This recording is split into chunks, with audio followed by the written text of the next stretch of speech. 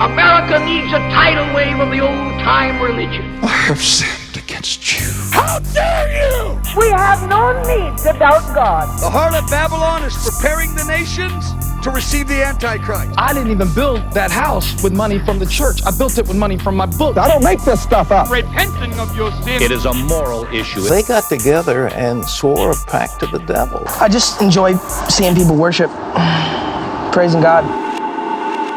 Hey, everybody, and welcome to Believe It or Not, the show where we believe it. Or did I? Nah, you didn't. Nah, probably not. I'm Trevor Poelman. And I'm Damien Doepping. And this episode is going to be a doozy. So it's I thought you were going to say doozy. And I mean, they can't see it right now, but you are in like a retro neo kind of like neon landscape right now. Mm-hmm. And I'm sure that's because of what a doozy this is.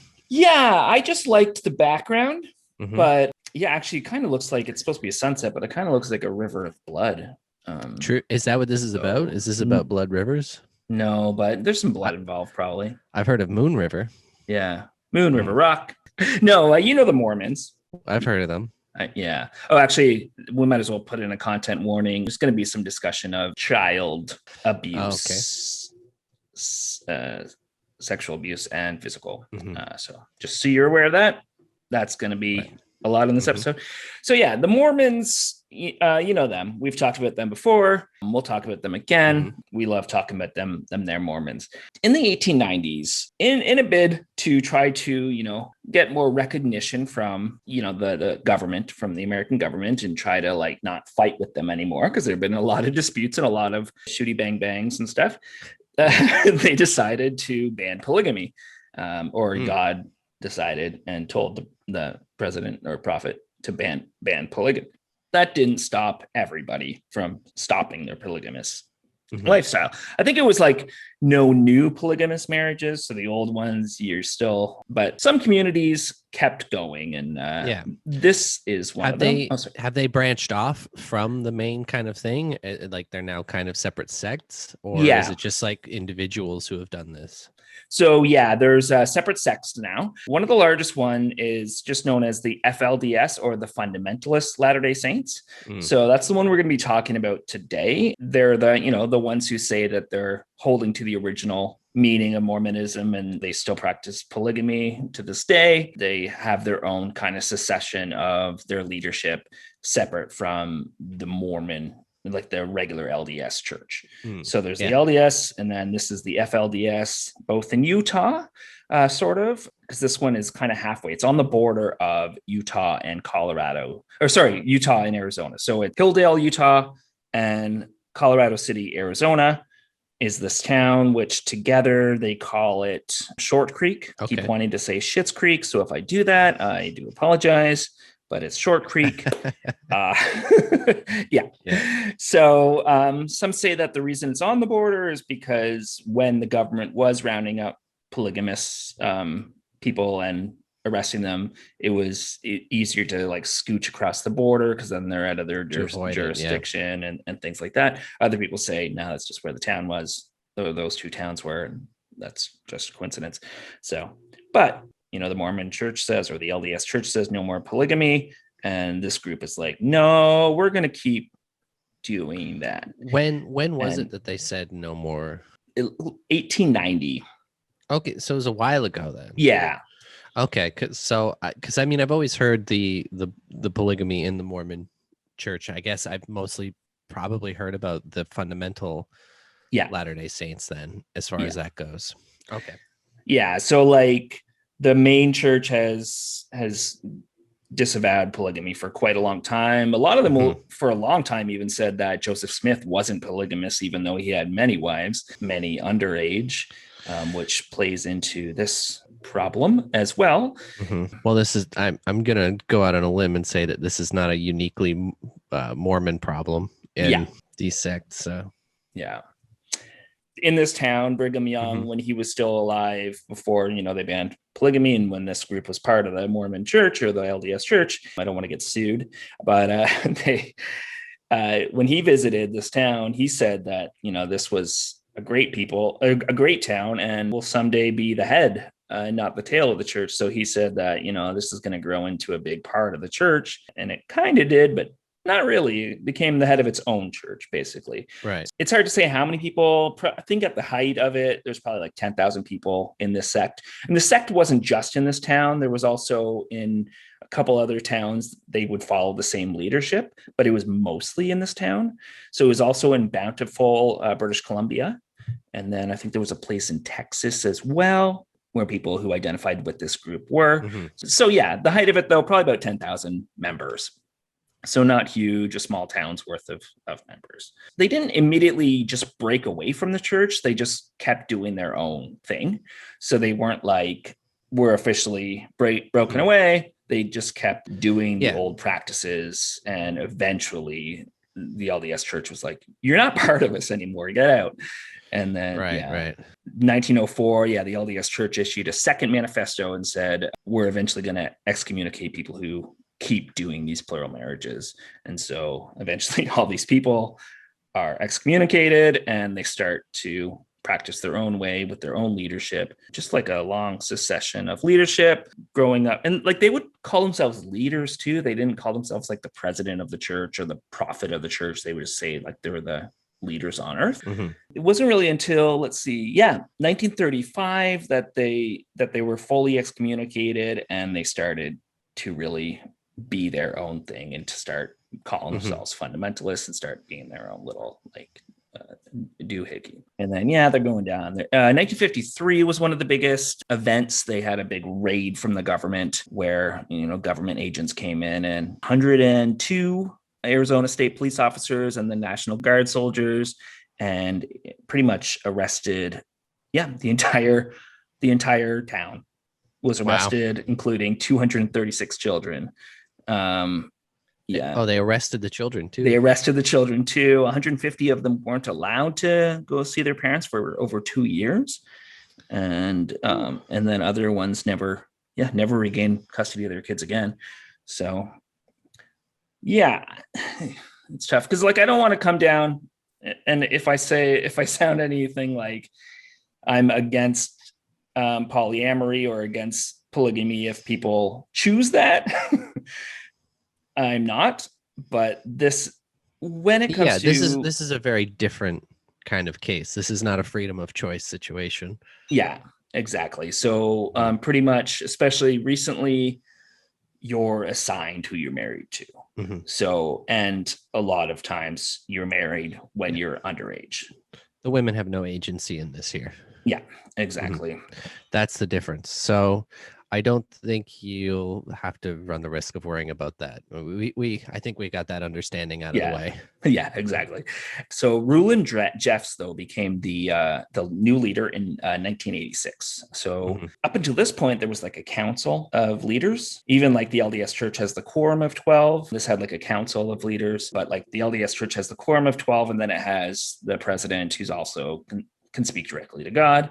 But when he took over as the FLDS leader, he banned the council and he said he was the main leader.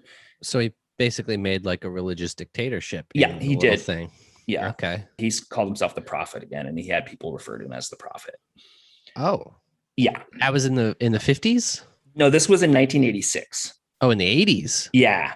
So he took over in 1986, and then in the 90s, so he made it into a dictatorship.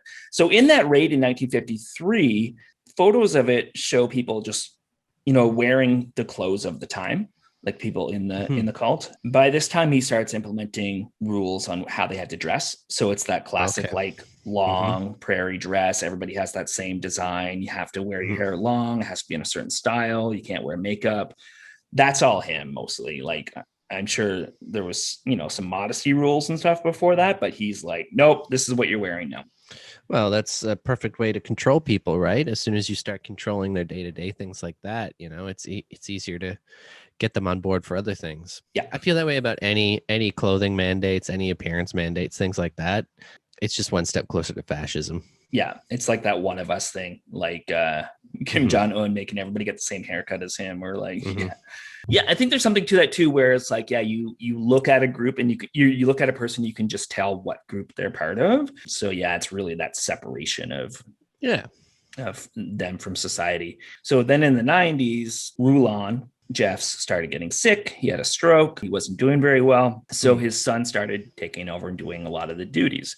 I said duties. What? How do these people feel about like a prophet getting sick and dying like that? Aren't they supposed to have some sort of special privilege? So it seems almost, like that's kind of like, well, how did he get sick and die? Wouldn't that be your first question? Exactly. But yeah, I mean, at this point, they're so ingrained, and it's like he's untouchable. He's like, right, except by sickness. Yeah, exactly. Right. Yeah.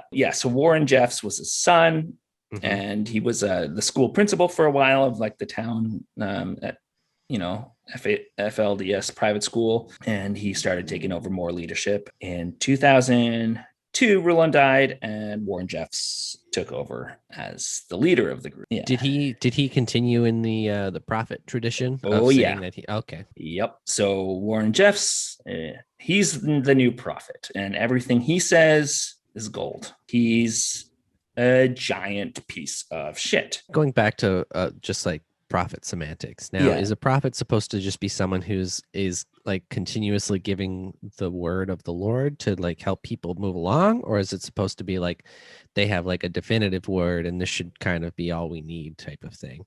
I'm curious, like not what they're doing, but what it would supposed to be, I guess, is more my question. Because in the Bible, it seemed more like it was the prophets were the ones warning the leadership that they're corrupt and warning the leadership that they need to change and get back to God. And they're never the ones in charge. Right. Prophets in the Bible are never in charge. People look at them highly, but they're never like making laws and things like that. They're not like the king. The king would have a prophet, but they wouldn't be in charge. But with the LDS Church and the FLDS Church, it seems like they can get new revelation from God. They're almost held as like scripture. Mm-hmm.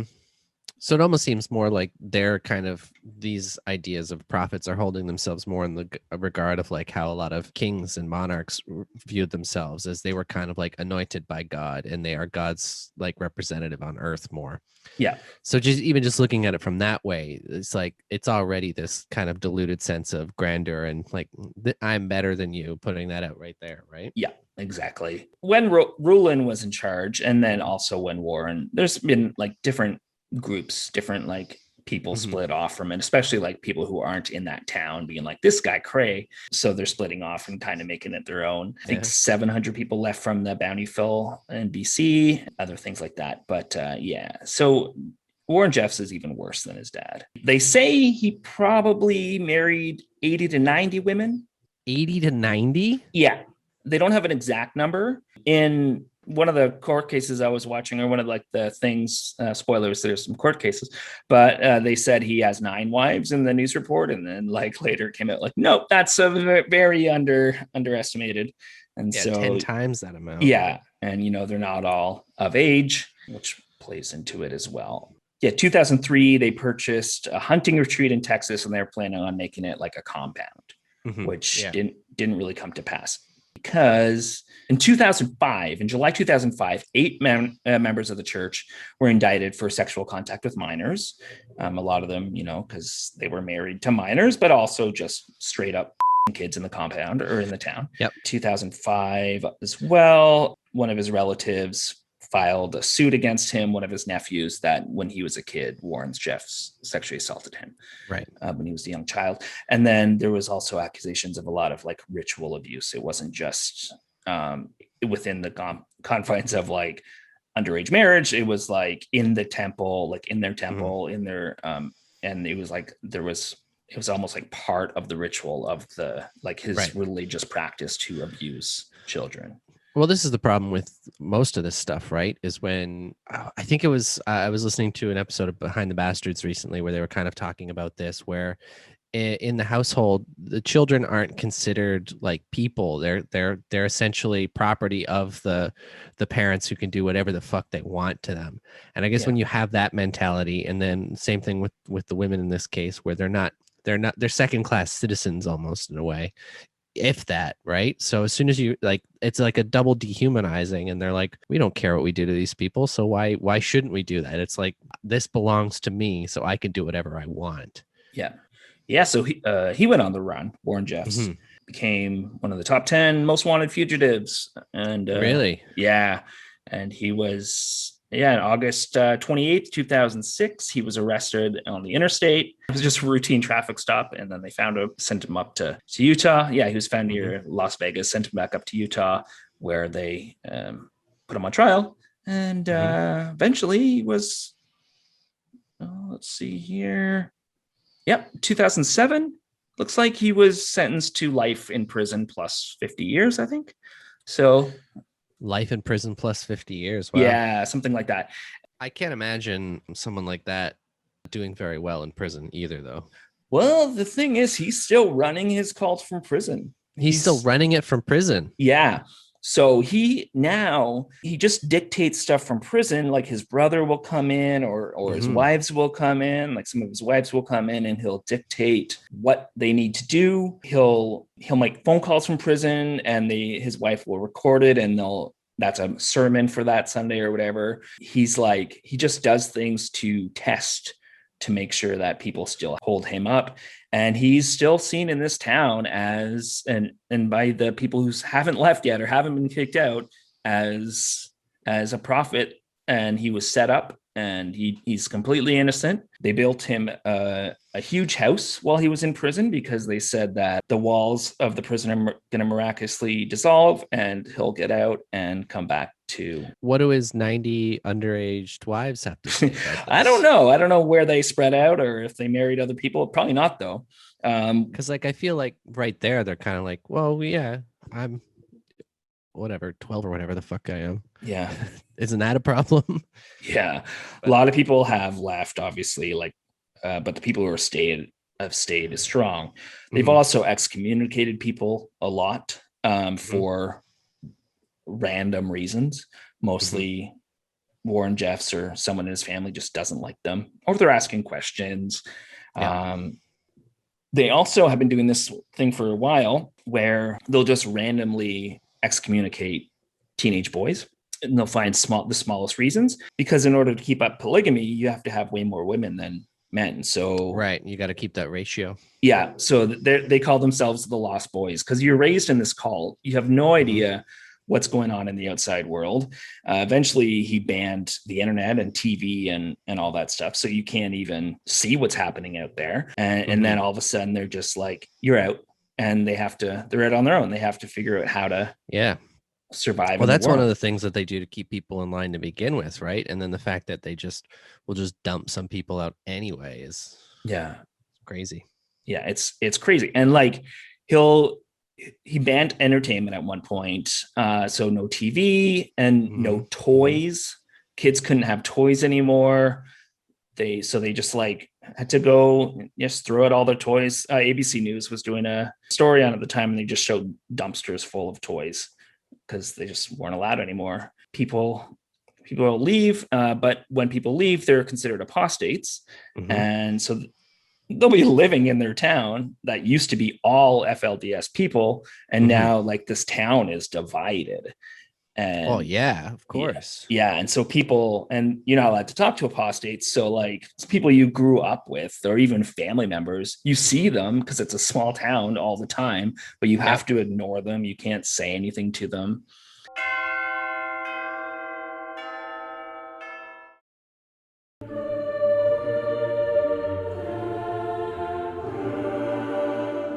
And wow. And another thing that happened too, so I think in the 50s, a lot of people, or everybody in the church, gave their property that they owned to basically the church, but it was under a separate umbrella called the UEP, the United Effort Plan, which was owned by the church, but then it owned all the property. In the town. But when Jeffs was arrested, because he owed so much money and he had put it in his name, the government seized that because because it's not a religious thing, right? Yeah. And so the government seized it. And they lost all their property. And they worked stuff out with people so everybody could stay in their houses. but they had to sign something basically saying they'll pay taxes and they'll pay the property taxes and upkeep of the house and things like that. But because a lot of the people that worked and ran this organization were former members of their church, because that's who lives in the town, and members of the church wouldn't work for this place because it was seized by the government. Yeah. They wouldn't sign the documents because that would be considered communicating with these members, and like not just communicating, but like associating with these ex-members, these apostates. So they wouldn't sign the documents. Yeah. So then these people were getting evicted because they wouldn't sign saying that they pay their property taxes. This one nice lady in town, there's a documentary on YouTube. I'll put the link in the description or on the website. This nice lady who lived in the town for other reasons, like one of the few people who was never a member of the church. Yeah. So she started working with like as an in-between, because since she's not an apostate, they're allowed to talk to her. So she would just kind of be like the translator in a way, right? Yeah. And so what they worked out was she would get them to write a letter. And so they're not signing something that he wrote or that this organization wrote. They're writing their own letter of intent. And then she worked with the organization to start accepting these letters of intent instead of these signed documents, so that people didn't leave the house. So she's just like going through and trying to like make sure people can have a place to live. But, yeah, no kidding, eh? Well, I mean, good for that lady for, trying to do something for people, but yeah. And there was this one, I don't remember what it was, but in that too, there was a wall. So one of the meeting houses was, they were evicted from, the UAP took ownership of, and there was this like cement wall around it, and they tore it down.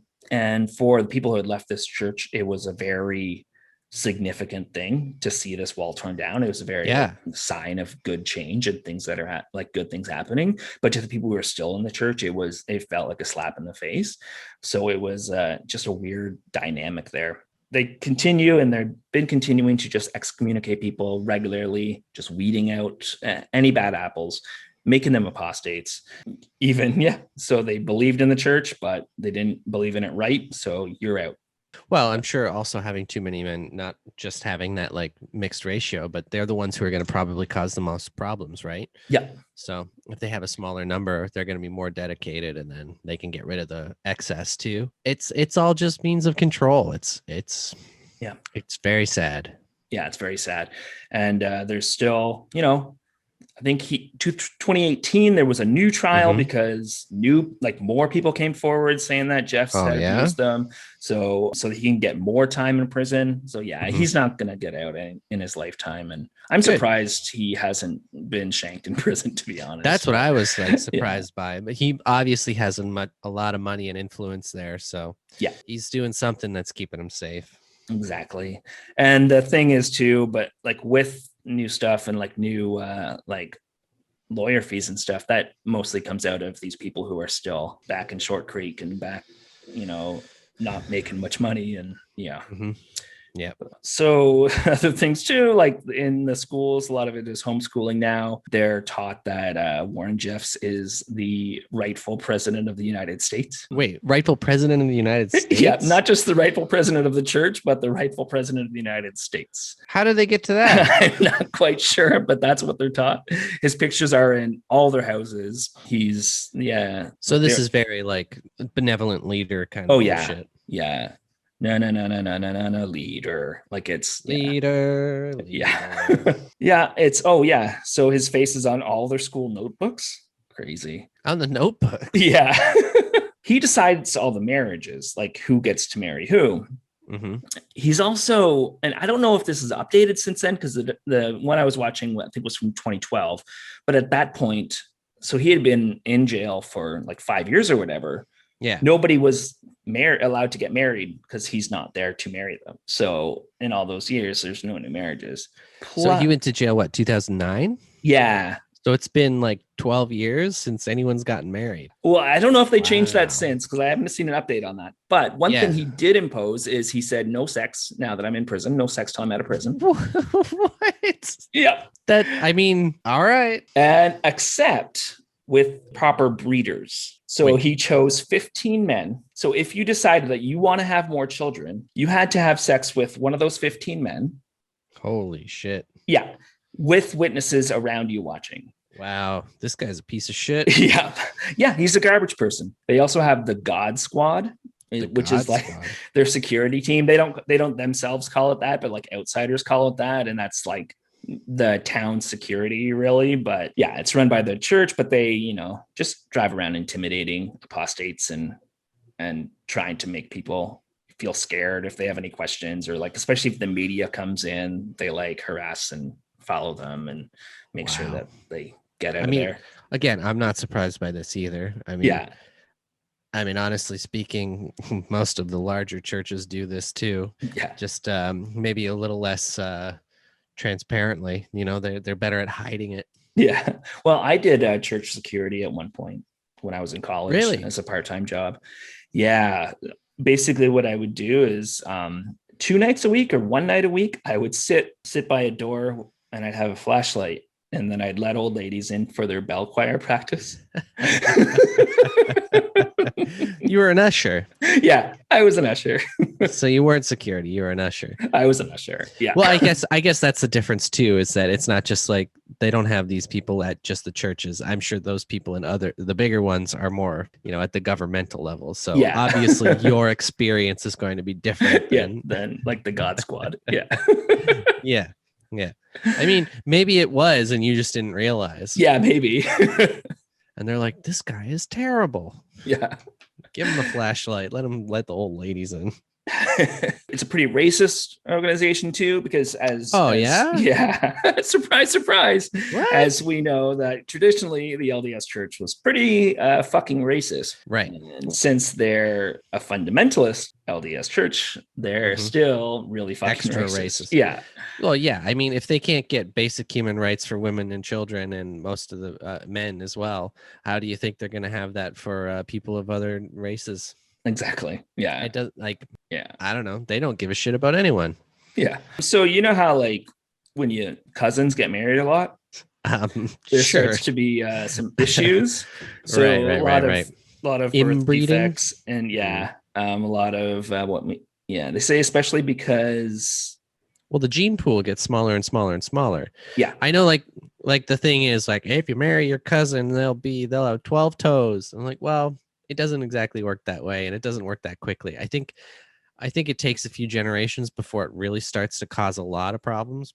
And that's the thing is because they had one of the ancestors had a rare genetic condition, and so now that they've passed it along. Yeah, and because it's a rare genetic condition that may not manifest, but you have enough cousins marrying each other that eventually it's gonna come up. It's gonna show up again. Yeah.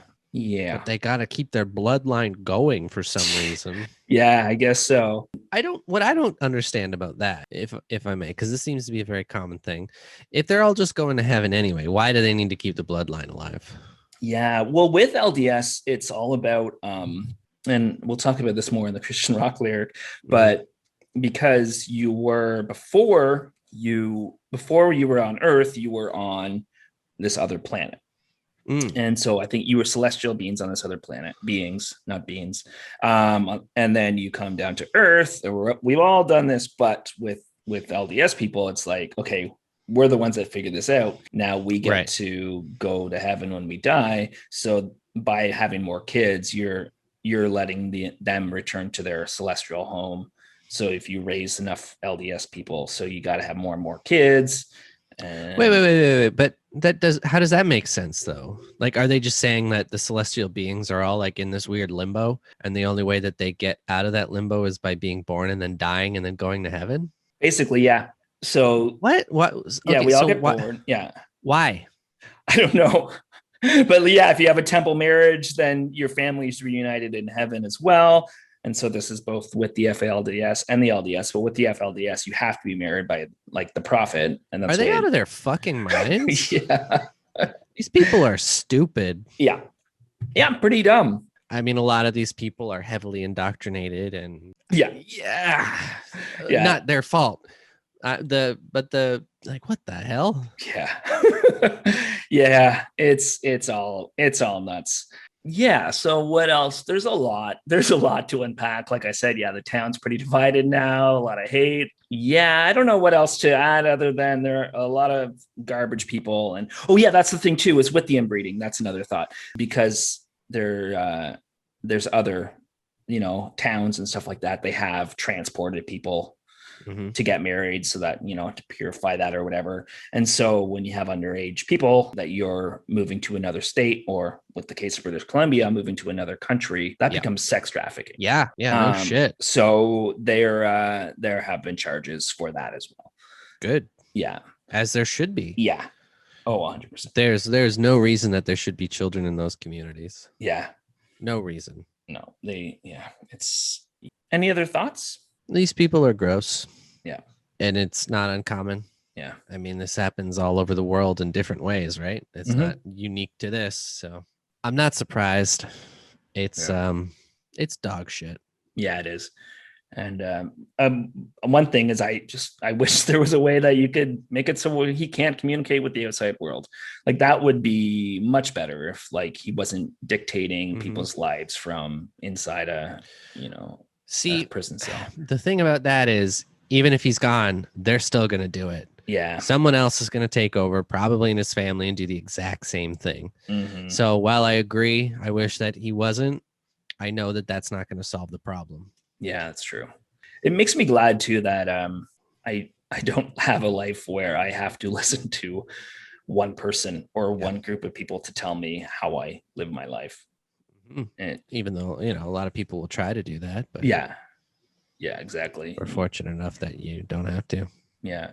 I mean, the media does it. Right. That's true. Every day. Yeah. The liberal media, as they say. Yeah. Yeah. But I guess we should move on to Bible study. Thank our patrons. Yeah, we should probably do that. Oh my God! Wow! Thank you so much. Wow. Oh, thank you. Oh, thank you. Thank you so much. Hey everybody, and welcome to the Bible study. Let's move in to our prayer part. Let's open in prayer. Let's all pray. Yeah, I got some thank yous though. First, I just want to quickly thank Stephen and Luke and Maddie and Kodal. I also want to thank B and Jason. I really appreciate you coming out and supporting this Bible study. And I've got actually a special prayer request today, Trev, for a friend, Prisma Bunny.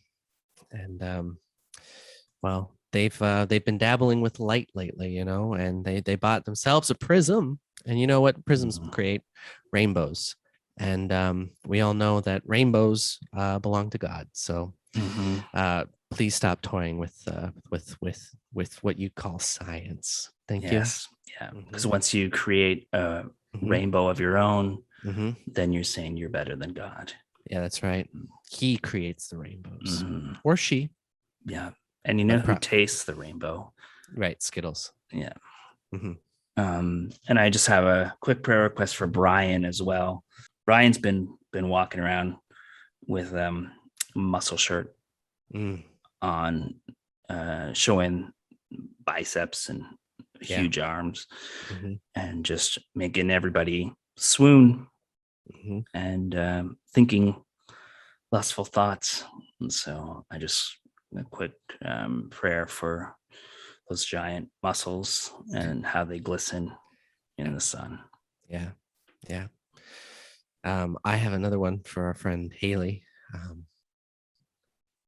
As you all know, we've been going through some difficult times of late in the world.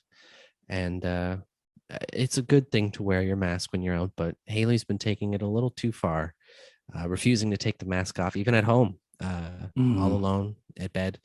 And it's getting to be a bit much. You know what? You can take your mask off. You can take it off to brush your teeth at least, Haley. So we hope that you can get the courage to finally, take it off when you're at home. Yes.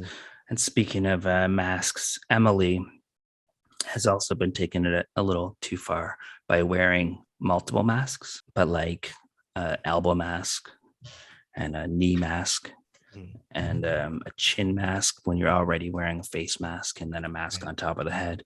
And it's like, we get it and we all want to be safe, but there's such thing as being too safe. Well, you don't know if that virus can go through your skin, so I understand it.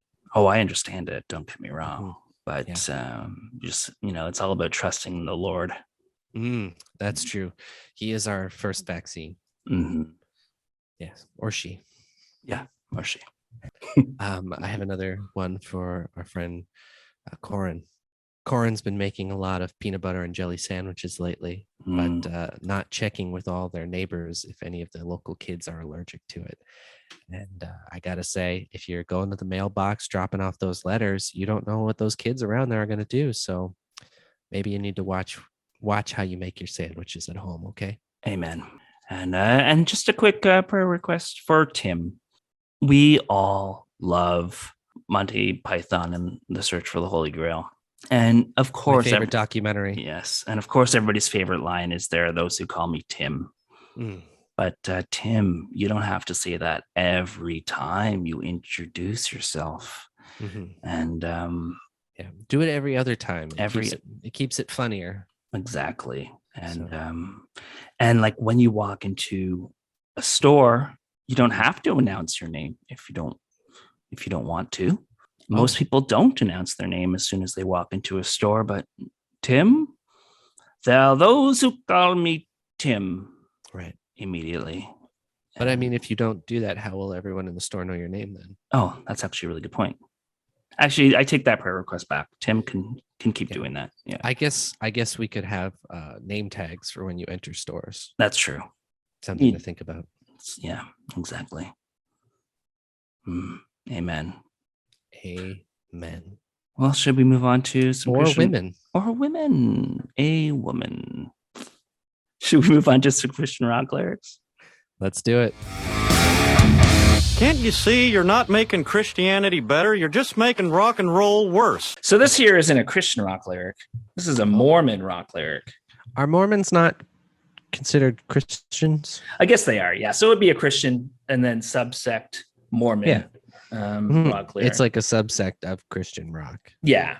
Like prog rock. Prog rock. Possibly. So it's from an album called The Plan by the Osmonds. Were they Mormon? Yeah, they were Mormon. Yeah. So they mostly just like did pop music. But this album is a concept album about Mormonism, and the concept was being Mormon. Yeah. This one's a little bit of a slow jam. It's near the beginning of the album. And then near the end, they have a song called Going Home, which is like the opposite of that. And that's a poppin' jam. This song is called. So this is the slow jam, though. Yeah. It's also, they say it's the first mainstream Mormon album. So this is called Before the Beginning. Before the beginning, we were living oh so far away from here, and we call it home but didn't stay. We knew we could leave one day and cry. Before the beginning, we were willing to lay aside whom we had been and take a chance to slip away or make it back to home one day. What for? Ever since we came to be, with the plan we've learned to see, we alone would guide our destiny. In the beginning, we'd be living as we would be. He once was, as we would be, he once was. To look at him, to look at me, and think someday, like him, I'll be. What more? Ever since we came to be, with the plan we learned to see, we control infinity. What more? What more? I mean, it feels very repetitive. It's like we be, he be, infinity, b b b b b b b b. I'm like, okay. I feel like I just kind of like zoned out about like midway through. It probably bops a little better, but I think so. Mm-hmm. Yeah, so that's it also didn't feel like it was being very specific, so it almost had a bit of that ambiguity to it, where I was like, okay, yeah. I'm like, wait, what is this about? Yeah, exactly. And that full album feels like that. I listened to most of the tracks today. I'm like, well, it's not great, but it's not the worst thing I've ever heard either. Well, you're a big Osmond fan, right? That's true. I'm a more Donnie and Marie guy, though. Oh yeah? Is that when they kind of did their own thing? Yeah. Yeah. You can torture me with Donnie and Marie. Or you could play some Barry Manilow. Fun fact about that. So that's from Weird Al's Don't Play That Song. Or the Achy Breaky. I think it's Achy Breaky Song. Yeah, but he doesn't. The whole thing is he doesn't like that song. But I had it stuck in my head one day, and I said, "You can torture me with Donnie and Marie," and my cousin flipped out. Oh, she's like, "I love Donnie and Marie." The talk show at the time, not even their music. Donnie and Marie had a talk show, and why would you get that mad about I it? don't know. Like she was so upset, and I'm like, it's just a song. It's in my head. It was pretty great. That is pretty good. Yeah. But so don't make fun of Donnie Murray. Well, we just did. So yeah. Oh well. Do as we say, not as we do. Exactly. Yeah. Well, what do you got going on tonight? We got to do a live stream later. Right. And if you want to join that live stream, become a Patreon at patreon.com/beliefeitornot. That was a sneaky little segue. Thank you. You snuck that in under my radar. Yep. And not even planned. Improv, baby. Well, that's why they pay you the big bucks. All right. Thanks everyone for listening. Don't join a cult. And if you're in a cult, get out of there. Yeah, get out. Get out. Get out, Deborah. Everybody loves Raymond. Bye. Bye. Work, Sky Moon. This podcast has been brought to you by the Sonar Network. Sonar!